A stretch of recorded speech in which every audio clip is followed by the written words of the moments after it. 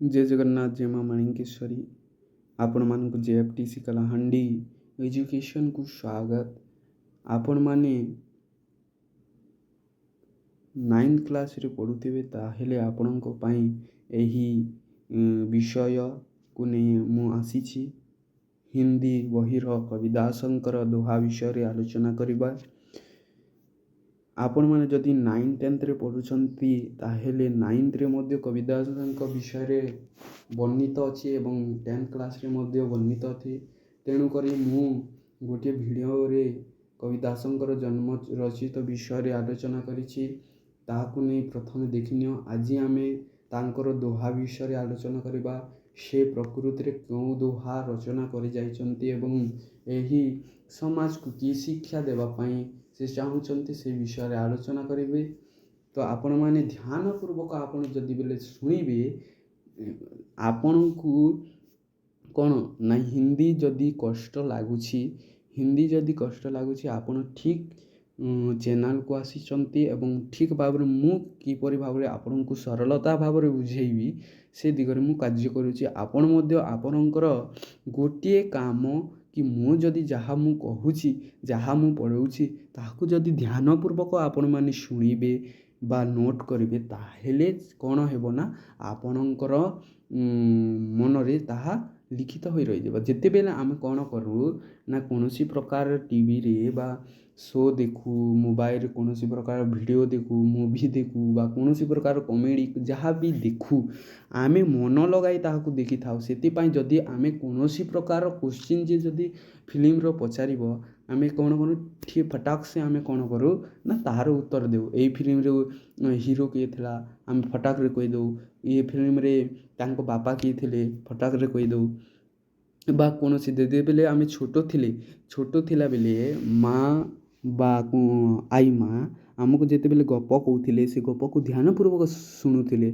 आज से गप को आमे काण करूँ गोटे आमर कुनी कुनी कुनी भौणी भाई को आमे से गप शुणा ताहा गोटे कौन सेईटा होची सेई समय रे जिपरि आमे कंटेंस आमे सेई समय रे जिपरि आमे निज मन को स्थिर भाव रे रखी सेई आई शुणाउथिबा बा माँ शुणाउथिबा गप को शुणी मन ध्यान रे शुणी ताकू आम मुंड रे कौन करू मने पकाऊ से मने पकाई पर तापरे आमे आमर कुनी भाई भौणी मानकर सामना रे कहू। ठीक सही परि भाव रे मु आज आपण मानकु गोटे गप आकृति रो से ठीक से गप एटा गोटे पाठ न एटा गोटे गप बोली भाव एवं ठीक ध्यान पूर्वक ताकू शुण तापरे जाई कर तम मन रे ताहा निश्चित भाव रे ताहा लिपित भाव रे रही जीवो एवं एग्जाम रे हमकु कष्ट आउ हेबो नाही। तो प्रकृति से काना कहउछन तालो ताके आमे देखिबा। मनीषा जन्म दुर्लभ है देहन बारंबार तर भर हे फल झड़ी पड़ता या बहुरी ना लगे डाल। काना कहउछन संसार रे मनुष्य जन्म होसी दुर्लभ। मनुष्य की देह या शरीर बार बार नहीं मिलता। वृक्ष से फल एक बार झड़ जाने पर यह पुनः पेड़ की डाली पर नहीं लगता। कौन कहउछन इस संसार रे मनुष्य जन्म होची दुर्लभ।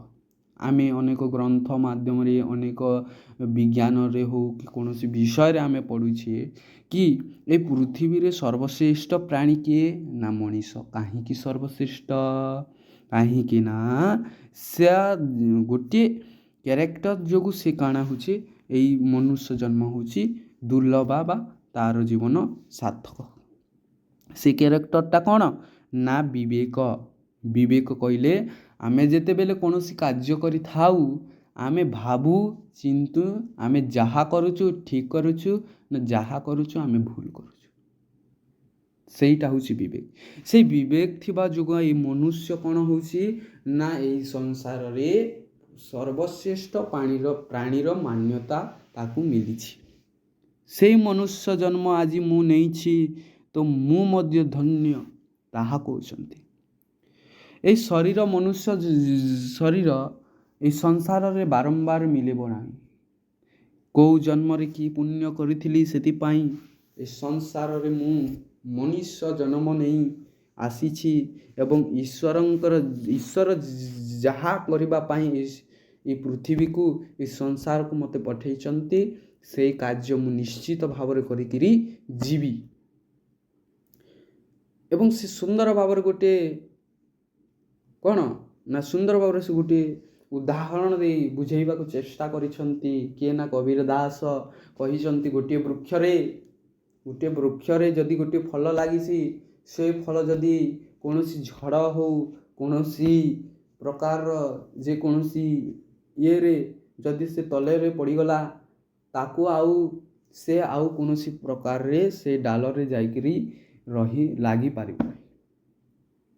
ଥରେ ଯାଇଛି ତଳେ ପଡ଼ିଛି ତ ପଡ଼ିଛି, ଆଉ ସେ ଉପରରେ ଉଠି ପାରିକି ଆଉ ଲାଗିପାରିବ ନାହିଁ ସେ ଡାଲରେ।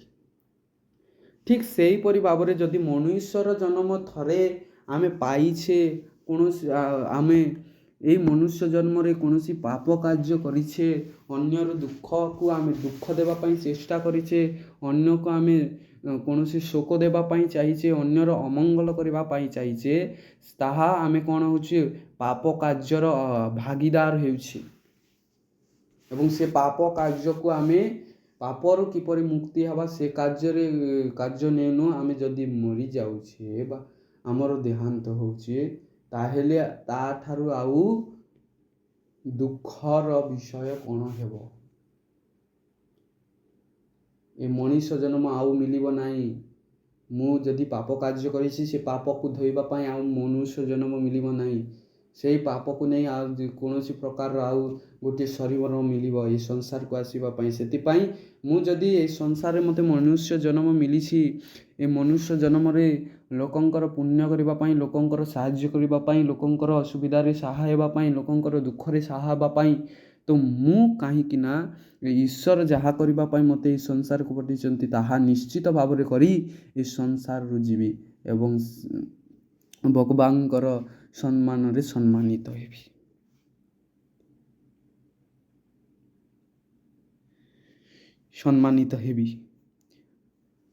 मतलब यह है कि मानव को समस्त सांसारिक विषय वासनाओं को त्याग करना चाहिए। इस भंगुर शरीर को रहते साधना के जरिए ईश्वर की उपासना करनी चाहिए, तभी दुर्लभ मानव जीवन का पदुपयोग हो सकता है। ଯେତେବେଳେ ଈଶ୍ୱର ମୋତେ ଯଦି ଏ ସଂସାରକୁ ପଠାଇଛନ୍ତି ବିଭିନ୍ନ କାର୍ଯ୍ୟ କରିବା ପାଇଁ, ତ ସେଇ ଈଶ୍ୱର ଯେହେତୁ ମୋତେ ଏଇ ସଂସାର ଗୋଟିଏ ଶ୍ରେଷ୍ଠ ପ୍ରାଣୀର ମାନ୍ୟତା ଦେଇକରି ପଠାଇଛନ୍ତି, ତ ସେଇ ଈଶ୍ୱରକୁ କାହିଁକି ମୁଁ ସ୍ମରଣ କରିବା ପାଇଁ କୁଣ୍ଠିତ ହେବି? ନିଶ୍ଚିତ ଭାବରେ ତାଙ୍କୁ ମୁଁ ସ୍ମରଣ କରିବି। ଏଇ ଜୀବନରେ କ'ଣ ଲୋଭ ମୋହ ଦୁଃଖ ସୁଖକୁ ତ୍ୟାଗ କରି ଭଗବାନଙ୍କର ଜପ କରି ସେଇ ଭଗବାନଙ୍କର ଆରାଧନା କରିବି ଏବଂ ସମସ୍ତ ଲୋକଙ୍କୁ ମୁଁ ଠିକ୍ ମାର୍ଗରେ ଚାଲିବା ପାଇଁ ଉପଦେଶ ଦେବି। ସମସ୍ତେ ଆମେ ଭାଇ ବୋଲି ଆମେ ସମ୍ବୋଧନ କରିବୁ। ଲୋକ ମାନନ୍ତୁ ନା ନାହିଁ, ଯଦି ଜଣେ ଲୋକ ଚାହେ ମୁଁ ଗୋଟେ ଠିକ୍ ବାଟରେ ଚାଲିବି, ଠିକ୍ ବାଟକୁ ଚାଲି ମୁଁ ଠିକ୍ କାର୍ଯ୍ୟ କରିବି, ତାହେଲେ ଗୋଟିଏ ଜଣ ଯଦି କରିବ, ତାକୁ ଦେଖି ଅନ୍ୟମାନେ ନିଶ୍ଚିତ ଭାବରେ କରିବେ। ଏହି ପଦରେ ଏହା ହିଁ ଲେଖା ଅଛି, ଏହା ହିଁ କହିବାକୁ ଚାହୁଁଛନ୍ତି କି ମନୁଷ୍ୟ ଜନ୍ମ ଏ ଜୀବନରେ ଥରେ ମିଳିଥାଏ ଏବଂ ସେଇ ଯଦି ମନୁଷ୍ୟ ଜନ୍ମ ମିଳିଛି, ସେ ମନୁଷ୍ୟ ଜନ୍ମରେ ମୁଁ କୌଣସି ନା କୌଣସି ଗୋଟିଏ ପୁଣ୍ୟ କାମ କରି ଯିବି। ମୋ ନିଜ ଗୋଡ଼ରେ ମୁଁ ନିଜେ ଠିଆ ହେବି। ଆମେ ଛୋଟବେଲରେ ମା ଆମକୁ ପାଲୁଛନ୍ତି, ବଡ଼ ହେଲେ ମଧ୍ୟ ମା ପାଲୁଛି। ଆମେ ନିଜ ଗୋଡ଼ରେ ନିଜେ କେବେ ବି ଠିଆ ହୁଏନି। ଆମେ ତମମାନେ ନିଜେ କୁହ କି ଯାହା ବି ତମେ ପିନ୍ଧୁଛ ତାହା କ'ଣ ନିଜେ କିଣିଛ? ନା, ତମେ କିଣିନାହ। ଯାହା ପଢ଼ୁଛ ବହିପତ୍ର ତାହା ନିଜେ କିଣିଛ? ନା, ତମେ କିଣିନାହ, ମା ବାପା ନିଜେ କିଣି ଦେଇଛନ୍ତି। ତ ସବୁକିଛି ଯଦି ମା ବାପା କରୁଛନ୍ତି, ତ ପ୍ରକୃତିରେ ମୁଁ ମୋ ନିଜ ଗୋଡ଼ରେ ମୁଁ ନିଜେ ଠିଆ ହୋଇପାରି ନାହିଁ। ମୁଁ ଯେତେବେଳେ ଠିଆ ହୋଇପାରିବି ଏବଂ ଅନ୍ୟମାନଙ୍କର ସାହାଯ୍ୟ କରିପାରିବି ତେବେ ଯାଇକରି ମୋର ଏ ମନୁଷ୍ୟ ଜନ୍ମ ଦୁର୍ଲଭ ହେବ। ତାହା ଏଠାରେ କୁହାଯାଇଛି, କବି ଦାସ କହିବା ପାଇଁ ଚାହୁଁଛନ୍ତି। ଏବଂ ସେକେଣ୍ଡରେ କହିଛନ୍ତି ବା ସେକେଣ୍ଡରେ କୁହାଯାଇଛି, सोना सज्जन साधुजन टूटी जुरे सो बार, दुजन कुमार है एक धक्का दरार। कि एठारे एक सुंदर भाବରେ ରଚନା କରି ଯାଇଛନ୍ତି କବିଦାସ कहते कि सज्जन और साधुजन सोने जैसे होते हैं जो टूटने के बाद भी 100 बार जुड़ जाते हैं, जबकि दुर्जन या बुरा व्यक्ति कुम्हार के घड़े जैसे होते हैं, एक धक्के या झटके में टूट जाते हैं। मतलब सज्जन लोग सर्वदा मित्रता बनाए रखते हैं और मगर दुर्जन जरा सा खटपट होने से अलग हो जाते हैं।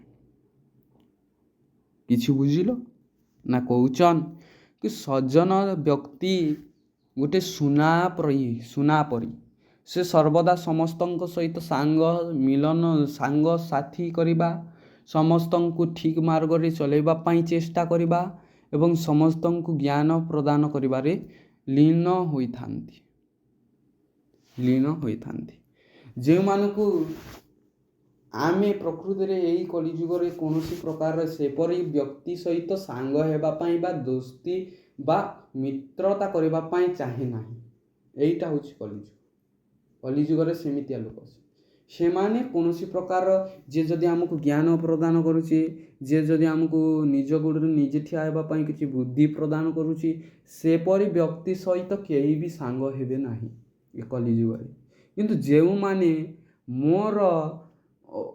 ମୋର ଦୁଃଖ ଚାହାନ୍ତି, ଅପକାର ଚାହାନ୍ତି, ତା ସହିତ ମୁଁ ନିଶ୍ଚୟ ଭାବରେ ସାଙ୍ଗ ହେବି। ଏହା ହେଉଛି କଳିଯୁଗ।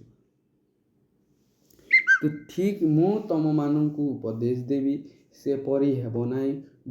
ଯେଉଁଠାରେ ଯେଉଁ ଜ୍ଞାନ ମିଳୁଛି, ଯେ ଛୋଟ ହେଉ ବଡ଼ ହେଉ ନା କାହିଁକି, ଯଦି ଆମେ ପିମ୍ପୁଡ଼ି ଏବଂ ହାତୀ ବିଷୟ ପାଠ ପଢ଼ିଥିବେ ଆମେ ଛୋଟବେଳେ, ସେ ତାହାକୁ ନିଶ୍ଚୟ ଦେଖନ୍ତି। ଗୋଟିଏ ପିମ୍ପୁଡ଼ି କାଣା କରୁଛି, ତାର ଖାଦ୍ୟ ସଞ୍ଚୟ କରିବାରେ ଲାଗିଛି। ଯଦି ବର୍ଷା ଋତୁ ଆସୁଛି ମଜାମସ୍ତିରେ ଖାଉଛି, କିନ୍ତୁ ଗୋଟିଏ ହାତୀ ଏତେ ବଡ଼ ବିରାଟ ଦେହ ଧରି ମଧ୍ୟ ସେ କ'ଣ କରୁଛି ନା ଅନ୍ୟ ବାଡ଼ିରୁ ସେ ଚୋରି କରି ଖାଉଛି। ସେ ଆମ ହାତୀ ପରି ହେବାର ନାହିଁ। ଆମେ ଛୋଟ ହେଇକି ମଧ୍ୟ ଗୋଟିଏ ପିମ୍ପୁଡ଼ି ପରି ହୋଇକି ପରିଶ୍ରମୀ ହେବାର ଅଛି। ଠିକ୍ ସେହିପରି ସଜ୍ଜନ ବ୍ୟକ୍ତି ଠିକ୍ ସେହିପରି। କିନ୍ତୁ ଆଉ ଗୋଟିଏ ବ୍ୟକ୍ତି ଅଛନ୍ତି ଯିଏ ହେଉଛି ଦୁର୍ଜନ ବ୍ୟକ୍ତି। ସେ କ'ଣ କରନ୍ତି ନା କୁମ୍ଭାରର ଘୋଡ଼ା ଦେଖିଛ, କୁମ୍ଭାରର ଘୋଡ଼ା ପରି ସେମାନଙ୍କୁ କିଛି କହିଦେଲେ ସେମାନେ ଆଉ ଆମ ସହିତ ମିତ୍ରତା ରଖିବେ ନାହିଁ, ଶତ୍ରୁତା ପାଲଟିଯିବେ। ସେମାନେ ଶତ୍ରୁ ହୋଇଯିବେ, ଆମର ଅମଙ୍ଗଳ ଚାହିଁବେ, ଆମକୁ ଦୁଃଖ ଦେବା ପାଇଁ ଚେଷ୍ଟା କରିବେ। ଠିକ୍ ସେପରି କିଏ ଦୁର୍ଜନ ବ୍ୟକ୍ତି। ତ ସେହିପରି ଭାବରେ ଆମକୁ ଆମେ କ'ଣ କରିବୁ, ସେପରି ଲୋକମାନଙ୍କରୁ ଦୂରେଇ ରହିବୁ, ସୁଜନ ବ୍ୟକ୍ତିମାନଙ୍କ ସହିତ ମିତ୍ରତା କରିବୁ। ଆଉ କ'ଣ ନା ସମସ୍ତଙ୍କ ସହିତ ଆମେ ମିତ୍ରତା ରଖିବା। ଗୋଟେ ଉଦାହରଣ ସେ ଏଠାରେ ଦେଲେ ଏବଂ ସୁନ୍ଦର ଭାବରେ ରଚନା କଲେ। ତ ଏହାକୁ ଯଦି ଆପଣମାନେ ଶୁଣି ଯଦି ନିଜ ମନରେ ନିଜେ ଗୋଟେ ଲାଇନ୍କୁ ପଢ଼ି ନିଜେ ଗୋଟେ ବାକ୍ୟ ତିଆରି କରିପାରୁଛନ୍ତି, ତାହେଲେ ପ୍ରକୃତରେ ଆପଣ ଗୋଟେ ଷ୍ଟୁଡେଣ୍ଟର ମାନ୍ୟତା ପାଇବେ। ତେଣୁକରି ଏହାକୁ ଠିକ୍ ଭାବରେ ବୁଝ, ଠିକ୍ ଭାବରେ ମନେ ପକାଇ ଗୋଟେ ପରୀକ୍ଷାରେ ଲେଖିବ, ତାହେଲେ ଯାଇକି ତୁମକୁ ହିନ୍ଦୀରେ ପୁରାରୁ ପୁରା ମାର୍କ ଦିଆଯାଇପାରେ। ନିଜ ମନୁ ଯାହା ଲେଖିବ ତାହେଲେ ଯାଇକରି ତୁମକୁ ପୁରା ମାର୍କ ମିଳିବ। ଯେ ଘୋଷିକି ଲେଖିବ ତାହେଲେ ତୁମଠୁ ଯଦି 5 ମାର୍କ ଅଛି, 5 ମାର୍କରୁ 2 ମାର୍କ ପୂର୍ଣ୍ଣ ଲେଖିଥିଲେ ମଧ୍ୟ 5 ମାର୍କରୁ 2 ମାର୍କ ନିଶ୍ଚିତ ମିଳିବ। ଯଦି ମନୁ ଲେଖିଛ ତ 5ରୁ 5 ନିଶ୍ଚିତ ମିଳିବ। ତେଣୁକରି ମୁଁ କହେ କି ସମସ୍ତେ ଏହାକୁ ଗୋଟେ କାହାଣୀ ଆକୃତିର ନିଜ ମନରେ ଧ୍ୟାନପୂର୍ବକ ଶୁଣ ଏବଂ ପରୀକ୍ଷାରେ ତାକୁ ଲେଖିବ। ଜୟ ଜଗନ୍ନାଥ, ଜୟ ମା ମାଣିକେଶ୍ୱରୀ। ଆଜି ଏତିକି ହିଁ ଥିଲା। ଜୟ ଜଗନ୍ନାଥ।